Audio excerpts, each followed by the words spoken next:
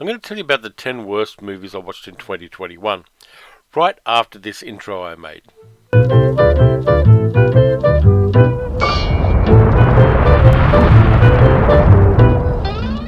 Okay, 2021 was widely known across the world as a shitstorm. And given that it was a shitstorm, it's probably apt that I start my retrospective of the movies I watched in 2021 with the worst 10 movies I watched in 2021. Now, I saw many more good movies than I saw bad ones, to be honest. And finding the 10 was a little bit difficult. I had to go through my letterboxd list several times to go, yeah, that one was kind of ordinary, but it wasn't bad.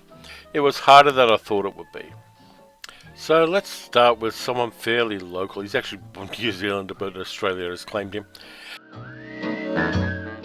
And the movie is Unhinged, starring Russell Crowe, who was previously known as Russ LaRock. Now, the tagline for this movie is great. Russell Crowe is unhinged. And given his past history, I can understand why the movie says that.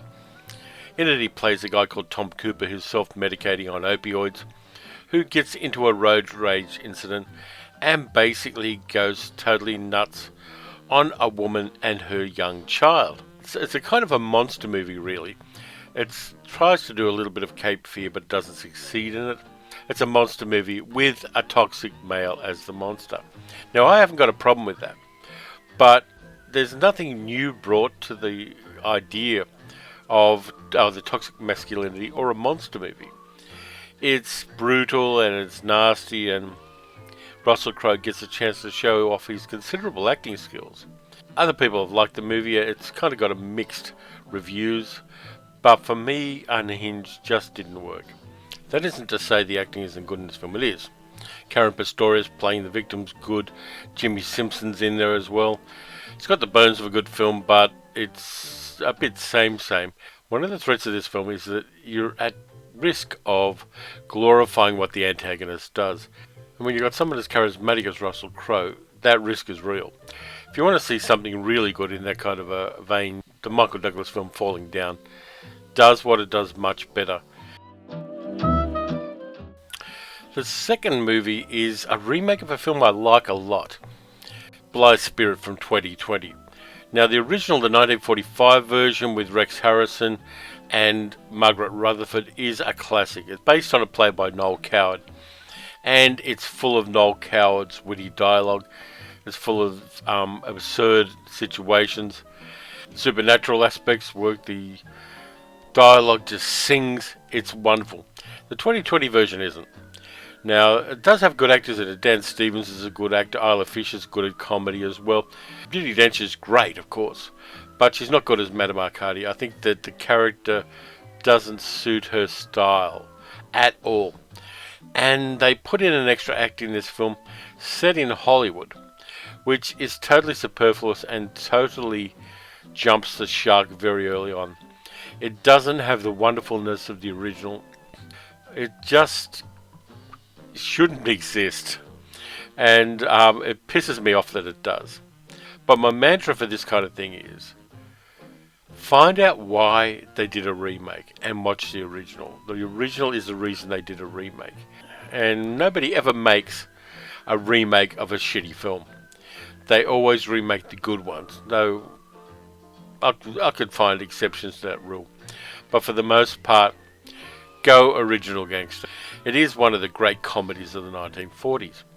And nobody is ever going to say that the remake is one of the great comedies of 2020. I really need this. It's nearly 4 o'clock in the morning when I'm recording this, so the more caffeine the better. Thunder Force, the 2021 movie, not the side-scrolling computer game, was written and directed by Ben Falcone for his wife Melissa McCarthy. It's got Melissa McCarthy, Octavia Spencer, Bobby Cannavale, Pom Klementiev, and Melissa Leo. So it's got a good cast, and Jason Bateman as well. But it's not good. The elevator pitch for this one is basically two large middle-aged women become superheroes. And that's not enough to hang a decent comedy or a decent superhero movie off. And it comes across, whether it is or not, it comes across as a vanity project by Melissa McCarthy. Now, I've seen her good in movies, and there have been a couple of her movies I've kind of liked. In 1983, a bunch of people got superpowers, but it only gave them to sociopaths. And in this world, suddenly, a woman and her estranged friend get superpowers while they're not sociopaths. This movie is not good. Now, superhero movies are a broad church, to quote the Liberal Party. There is the possibility of having endless numbers of stories being told within the umbrella of superhero films. This movie just slides off your memory as if your brain was Teflon. It's got nothing to make it memorable. It's got nothing to make us good. It does have a bit of a subtext about teaching young girls STEM subjects at schools, and I'm very much in favour of that. But it doesn't land that very well. And also, it plays to that assumption that working class people are dumb. It says that people who are poor are gross and stupid and self-medicating and not worthwhile. It's got a kind of moral subtext to it, leaving aside the subtext about STEM stuff. It's got a moral subtext to it that I find really repugnant. Number 4 is another Teflon movie. It is The Tomorrow War, starring Chris Pratt. It's also got J.K. Simmons in it, which doesn't make it a virtue at all, even though J.K. Simmons is a great actor. One day a whole bunch of people from the future come to the past and say, "We need your help. The Earth's been invaded by aliens and we want you to come back with us to the future and basically be cannon fodder while we fight the aliens." And then Chris Pratt, who's ex-military and is a teacher, gets conscripted for this, goes to the future and defeats the aliens. That's all you need to know. You don't need to watch the movie. And the special effects are really good for 2008. It just doesn't work. Yeah, the aliens are a little bit different, but it hits all the same plot beats you get with any alien invasion movie where there's a lot of action. It's got Chris Pratt in it, who you can tell practiced most of his facial expressions and body language in front of a mirror before he made the movie. And yeah, if you want a popcorn movie, watch it. But it just doesn't land for me, and it's no different than 55 other movies you've seen already. Let's see, while we're on the subject of big budget movies, Jungle Cruise, Emily Blunt, Dwayne Johnson, Paul Giamatti. It's a Disney film that was based on a ride with a whole bunch of robot animals on it. Yeah, it's an enormous budget movie. It's got special effects up its arse. But it really just doesn't work for me. I've got a real problem with kind of period movies that are set at a certain time and none of the characters act like they are from that time. Even though Paul Giamatti doing a Peter Lorre kind of role gives us a little bit of that, it just doesn't land for me. And all of the characters are annoying. The special effects are top level but uninspired. I think there's a general rule, including Pirates of the Caribbean here. Movies based on amusement park rides don't really work. I think that basically they're always inevitably and irrevocably a cash cow. And this one is going to be one of those movies that you'll see on your Disney Plus queue and go, yeah, I'll watch that, but once the movie has ended, it will leave your mind and never return. Number 6, Grease 2. Now, I watched this one for my radio gig for ABC Radio in the Northern Territory because it got mentioned by the person I do the radio with, Michaela, and we watched Grease 2, which has Michelle Pfeiffer and Maxwell Caulfield in it. It brings back some of the people from Grease 1, which I've only ever watched half of.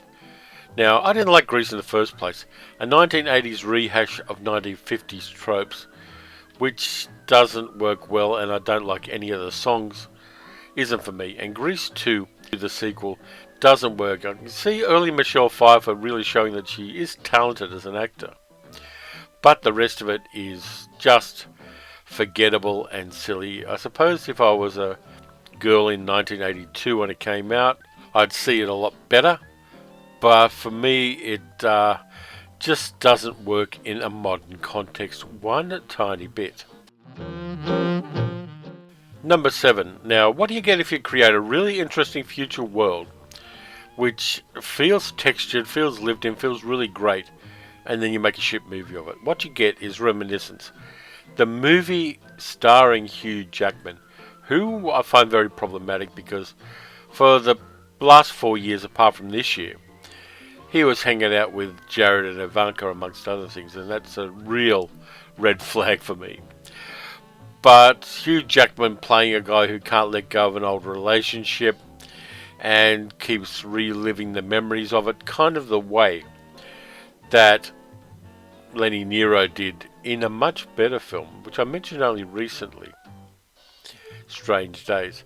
So basically, if you put Strange Days in a post-global warming future and had Hugh Jackman in it, and totally wasted the talents of other actors, including Tadaway Newton, you have Reminiscence. Now, as I said, the world building is great. The world feels lived in, the world feels interesting. But it's a rehash with a film noir twist of Strange Days. And it doesn't work. I think that to a great extent, Hugh Jackman has reached the limit of his talent. And he's kind of past his use-by date as an actor. And I don't want to say that about an Australian actor. You get a certain parochial loyalty when actors from where you are from do well. But I really think that Hugh Jackman just is going to end up playing the villain in a Bond movie. A lot of people love him, and a lot of people have a lot of respect for him, and a lot of people like some of his work. In fact, I like a lot of his movies too. I think any time you saw Hugh Jackman getting his claws out, except for that one time they did it really badly with CG. I mean, I would have liked to have seen other stories told in this world, instead of just retreading Strange Days and throwing in a whole bunch of film noir tropes because you watched a whole bunch of movies on the Criterion Channel. By the way, I'm leaving the worst for last, so stick around for that one because I am going to go volcanic on that one. On the Buses. I mentioned that I got the On the Buses box set, and I watched this Hammer movie based on the English TV show from the 1970s. And the sexism and idiocy and dumbness of it. And again, that trope that working class people are stupid really does get my goat these days. I'm a little bit intolerant of the intolerance of the privileged, let's say. And On the Buses just reminded me that it wasn't a new thing. I kind of like the theme song, it's catchy. But I don't like those 1970s English comedies which really were made by wealthy people to show how dumb poor people were. And there are so many of them. In the 1930s, England did these things better. They did George Formby movies where he was aspirational. He was a working class guy and honest, where there are a whole bunch of corrupt people around him usually. And he really did kind of shine. Ever since the days of old, the navies ruled the waves. For years they've told the world that Britain never shall be slaves. But this one, it ends the way the TV series does, with the character still being stuck in poverty and still being thick as a brick. And yeah, it's probably a movie that I shouldn't have revisited. Rambo Last Blood. Now, I liked the first movie, First Blood. I enjoyed it a lot. I thought it was a good, solid action film, and it had something to say, and it told it well. And Stallone was good in it. Zip forward, 30 or 40 years, and you get Rambo Last Blood, where John Rambo is living on a farm. He's digging a whole bunch of tunnels in it for no good reason except for the fact that he's going to need them at the end of the movie. His housekeeper's daughter goes to Mexico to meet her father and gets grabbed and put into sex slavery, and Rambo goes down there to grab her. He gets beaten up. He meets a woman. He's one of the most asexual of action heroes. And he grabs the girl back, brings her back. She dies conveniently and gets fridged so that John Rambo can kill a lot of people from Mexico. It's morally repugnant. The action scenes are choppy and just it doesn't work, and it's really, really ugly in all the worst ways, without having any respect for any character apart from the bloodthirsty bastard who is the protagonist. Now, yeah, a lot of other people like the Rambo movies. I only really like the first one and Last Blood. Hopefully this is at an end and we don't see any more of John Rambo, even though he did do a cartoon series, which people kind of forget. Icky, repugnant, and probably going to be seen in future as part of the Trump era. Before I do this movie, I'm going to let you know the next 3 videos are going to be a lot more positive. I'm going to do the best first time genre film watches of 2021. I'm going to do the best first time movies of other kinds that I've watched for the first time in 2021. And I'm going to do the best rewatches of 2021. So they're the next 3 videos. They're all going to be positive. They're all going to be movies that you'll want to see. But that brings us to the heffalump in the room.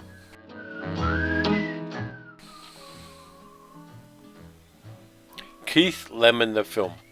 As some of you may know, I got this in a mystery box that I bought on eBay, which didn't have any movies that I needed in it. It was one of the abject failures of this channel. And this thing is a film that is just repugnant in every way. Gentlemen, Mr. Keith Mellon. Well, on first glance, it looks like an ordinary form, and then on second glance, it don't look like a normal form. And it's got a lemon on the back. Shit the bed! Called the lemon form. Genius! It stars a guy from the UK called Lee Francis, who doesn't travel well, kind of like Durian. And it's about this totally charmless character who invents a security pole for driveways and then buys a guy's mobile phone idea and becomes immensely wealthy and becomes even more of an arsehole than he was. It's full of, I'm a big fan of smutty humour, don't get me wrong. I like a good fart joke, I like a good dick joke. I like transgressive humour in general. But if you're going to have transgressive humour, this is the worst way possible to do it. It is really charmless. And it's got David Hasselhoff in it. And one of the things with this kind of character-based humour, and based on a character that originally appeared on TV, when you've got that kind of thing, you've got to have a saving grace to the character. You've got to have that thing where you understand why other characters in the movie like the protagonist. This movie doesn't have that. It's charmless and gormless and horrible, and I'm only keeping it around because I want to inflict it on some people and lend it to them so they can see how horrible it is. But I don't recommend it. I don't think anybody should watch it. I can't say I don't think it should exist, because it clearly gave work to a lot of people who were having trouble in their careers. But it just doesn't work. And it's unusual that I hate movies with a passion, but I hate this one with a passion. I really do dislike it. And from what I understand, it was crazily unsuccessful, and that's the saving grace of the whole film. The fact that it failed. And they never made a sequel. If they had made a sequel, I think that would be one of the signs of the apocalypse. And Lee Francis's career has apparently not gone well since this film. And he's one of those guys that might play to an incredibly small demographic in a certain small part of England.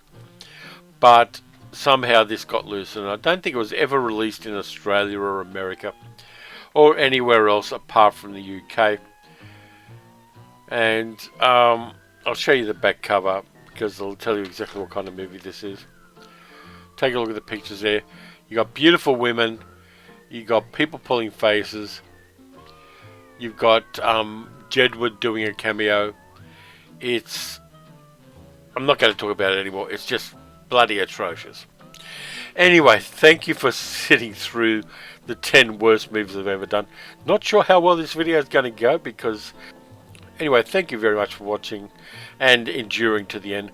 If you enjoyed this video, and I doubt that you did, please consider liking, subscribing, and leaving a comment on there. I'm going to be back on Saturday with a better and a much more positive end of year list, and 2 more after that. You can also support the channel by going to patreon.com/paleocinema. Let me know what your best and worst of... Actually, let me know what your worst movie you saw in 2021 is, because I'd be interested to see what other people find repugnant. Watch some good movies, watch some bad movies, but self-medicate while you're doing it. And I'll catch you next time.